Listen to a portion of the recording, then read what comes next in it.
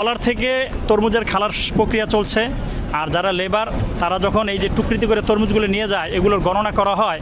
এই যে কাঠি দেখতেছেন এইটা একটা টোকেন, এই টোকেনের মাধ্যমে। আর এই টোকনটা বিতরণ করতেছে আমাদের এই সর্দার ভাই। ভাই কেমন আছেন? আলহামদুলিল্লাহ ভালো আছি। ভালো আছেন না? আপনারা এই ট্রলার আজকে কতগুলো মাল আসছে? 7,500। 7,500 মাল আসছে।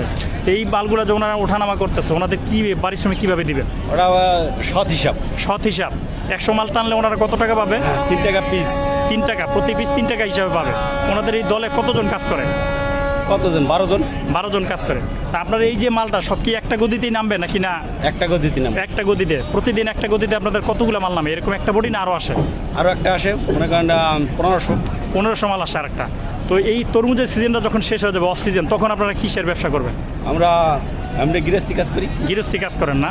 আর বাদামতলিতে এই ব্যবসা আপনাদের যখন তরমুজের সিজন আসে তখন না? হ্যাঁ, প্রতি বছরের সিজনে সিজনে। প্রতি সিজনে। তো আপনাদের এই মালটা আজকে কোথা থেকে আসছে? পটুয়াখালী থেকে আসছে। থানা।